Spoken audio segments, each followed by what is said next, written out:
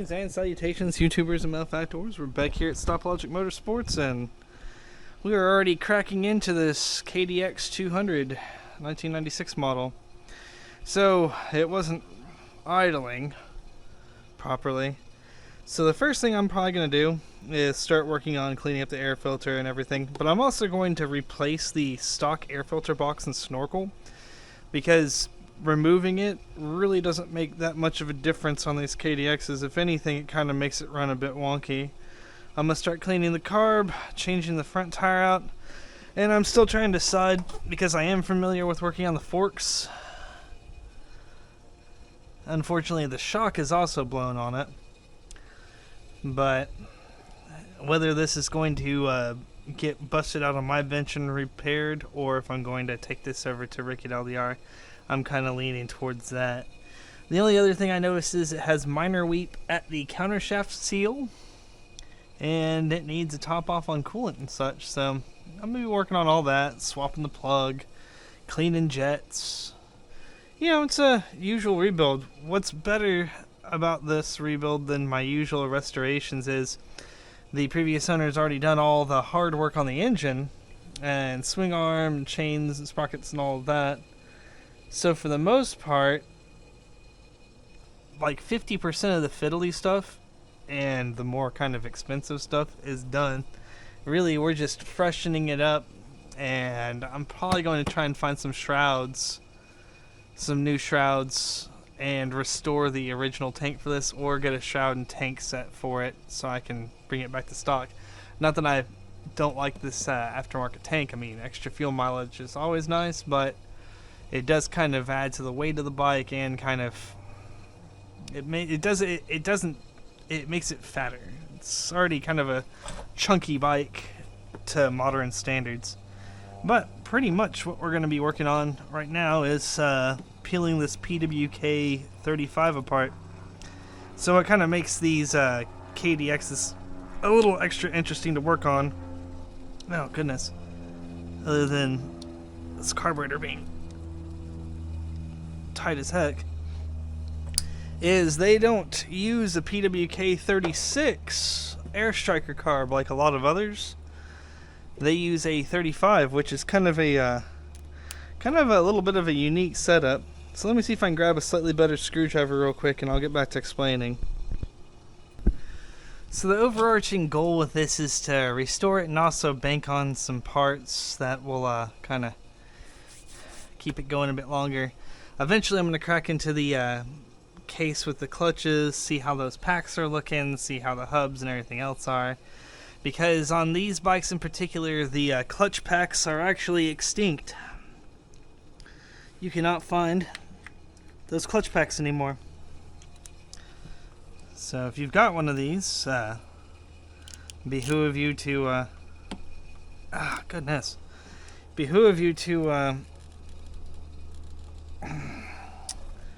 alright, looks like I'm gonna have to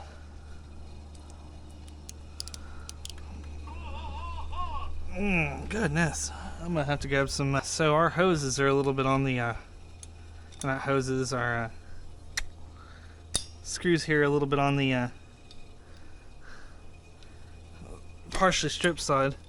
So before I put this back together, I'm gonna go grab me a full set of hex bolts to replace for this carburetor bottom after I get done cleaning it. Hey, by the way, this is the trick for getting stubborn carb screws out.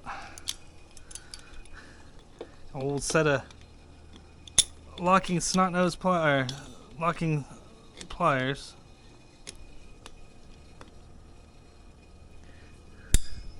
And whoop. We're being a little difficult there.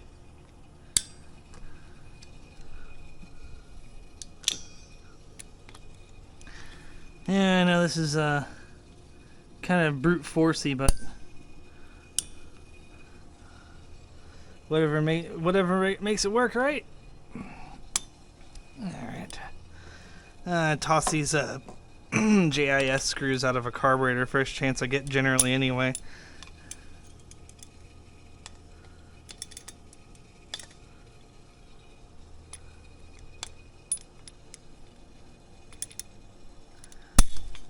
Goodness.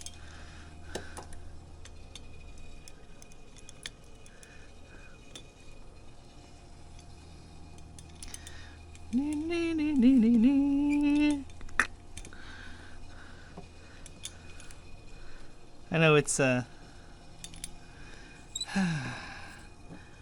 of rough to do this, but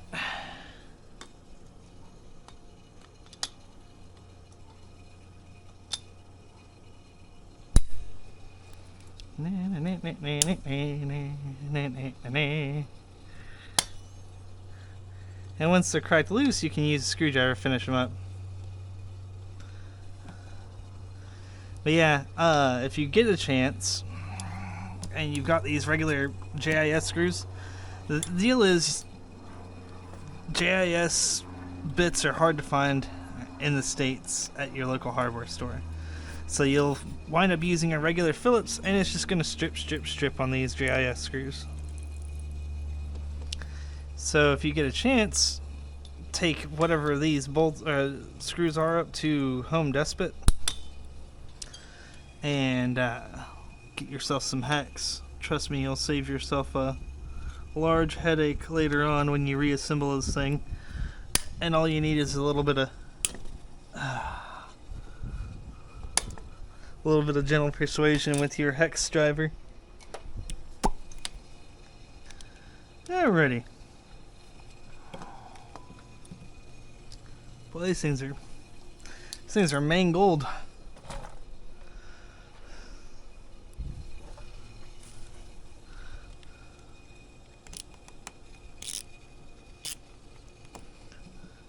I said then you can take them apart with a screwdriver, but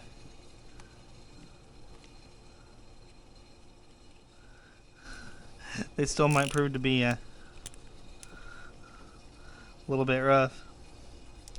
So we'll head up to Lowe's or Home Depot here in a little bit and grab us some little hexes.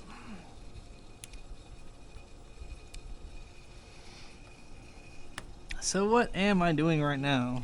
Inquiring minds are probably curious.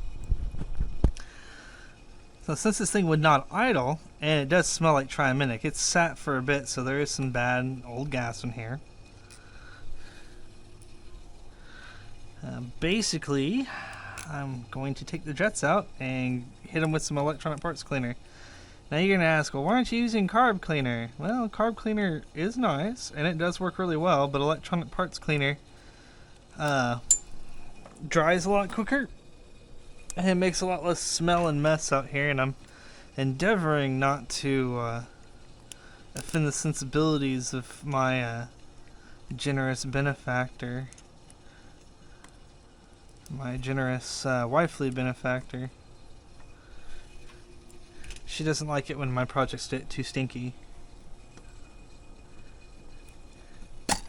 Oh goodness, yeah, you are a grumpy carburetor.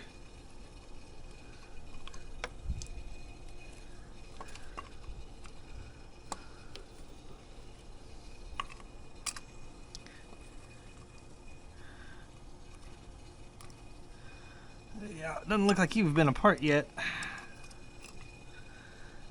Gasket's kind of beat too. So this is actually the Chinese clone of this carburetor. It's called like a Katsudon or something earlier like that. I don't know. Oof. This gasket's seen better days. Oh, what's it called? Carry, Kippy, Kelpie, Keepa. Now, I'm not sitting here automatically saying that, oh, it's Chinese carb, therefore it's junk. See, it's pretty dirty in there. I'm not saying that at all. Matter of fact, on a lot of these older bikes, the only carbs you can get are Chinese carbs. Now, what you're going to look for when you end up having to buy one, if you have to end up buying one, is that the throttle body operates smoothly.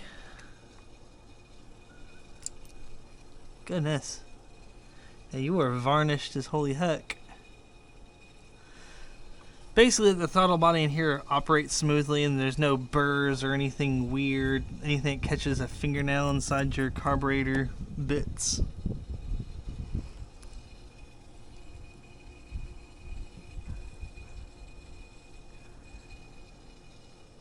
That's unfortunate. Normally I like to take these bad boys out. We have our pilot and our main.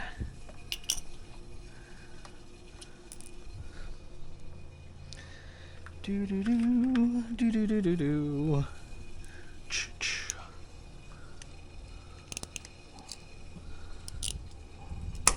Oh boy, you were wedged in there, buddy.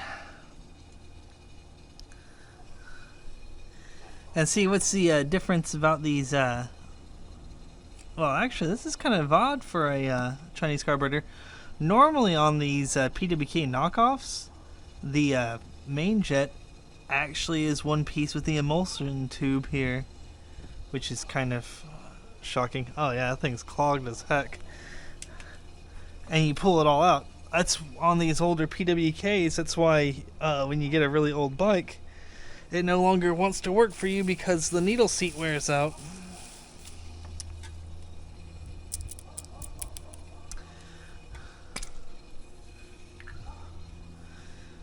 So, and you can actually witness that very phenomenon on Jenny's garage. Yes, I'm a big fan of their channel. I might pop this in the ultrasonic.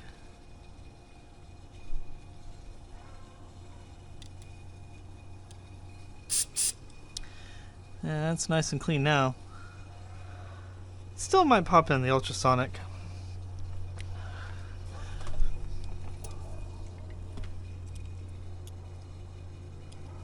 Yeah, what I'm doing right now is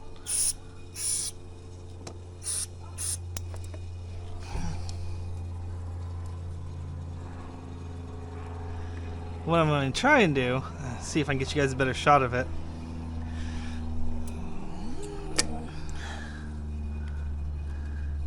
Is we have that needle seat in there. I'm going to try and clean out that guide. Got to pull the needle, the throttle body up.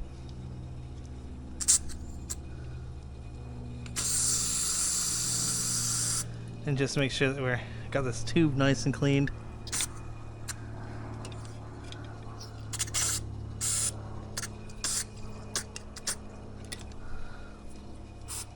Alright.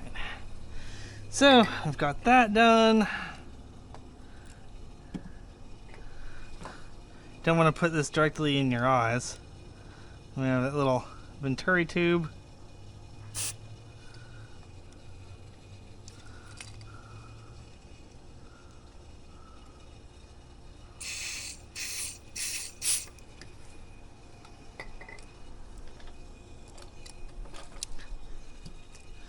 And honestly, our floats and needle seat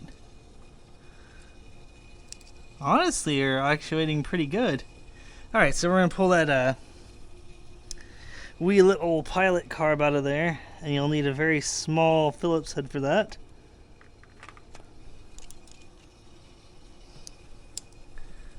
And pilot's this little hole here.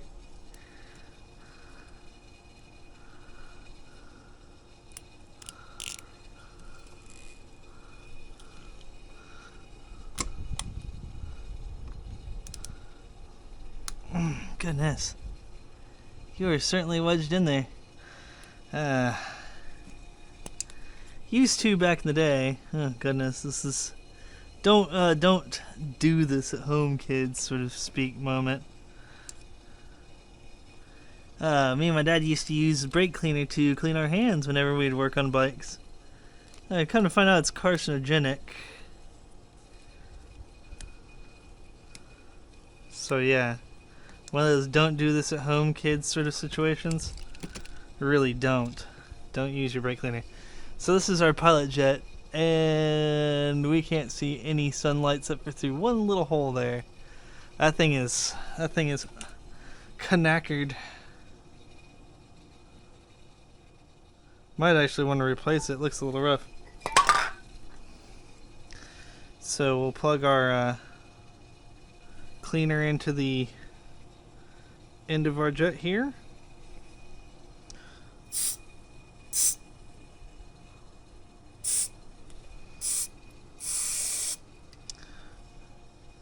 And what you want to be able to do is see completely through it. So far we're not having much success.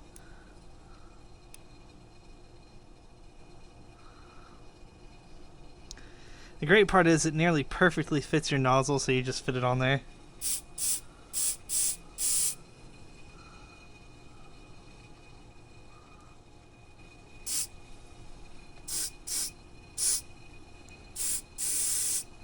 That boy is super clogged.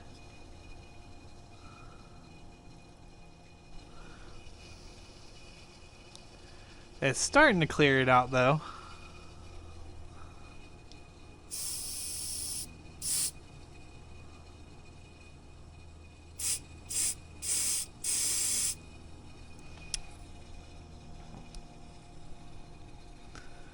And whenever you clean one of these out, you can take a copper wire to kind of feed through there. Something copper to brass, you don't want to use steel or anything really harder than your surrounding materials for it.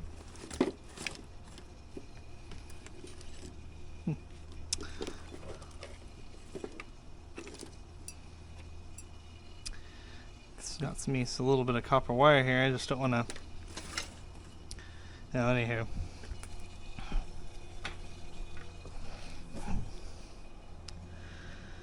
Alrighty, so cleaning all of our tubes and ports and everything. See, now we can see through the jet.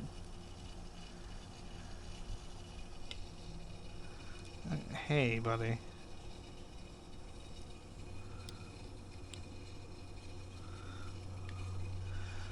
Yeah, maybe you guys can see through those holes, but we have a freshly cleaned jet. Sort of.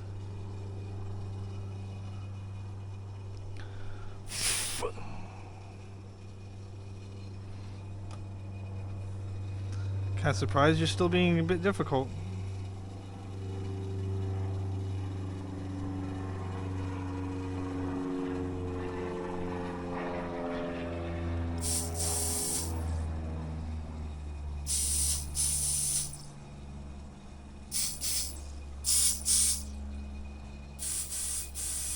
There we go. That should be nice and clear. The other reason I like this electronic parts cleaner is it dries up really quick. So give this thing about 30 seconds and all this stuff will dry up out of here. And you'll be able to see how clean your jet is. Now I'm going to clean the tube that it's in.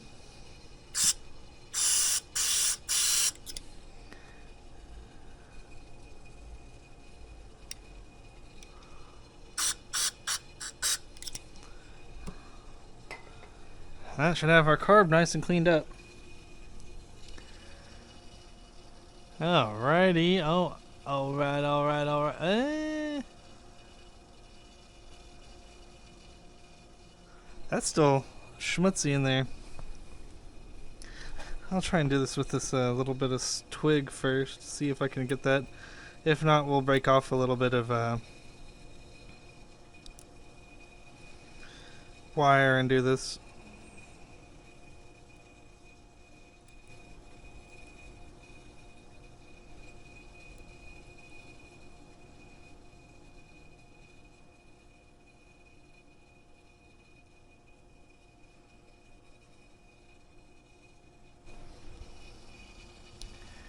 Yeah, bad boy's still clogged.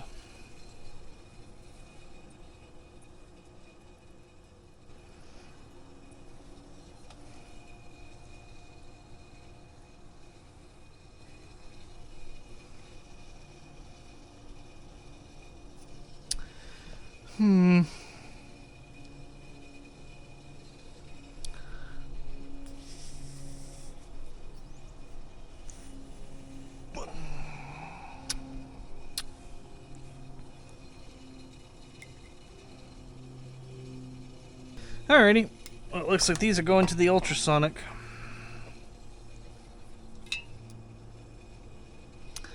I'll see too if I can find some rebuild parts or jets for this bad boy. Yeah, that thing looks rough. Rough. It does. You've had a little bit of struggle there, buddy.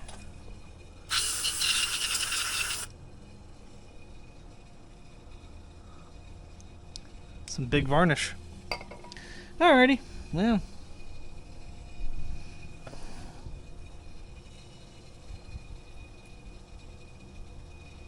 I can't tell what size jets these things are. Yeah, I'll just do recommended jetting for our area and order some Keepa jets.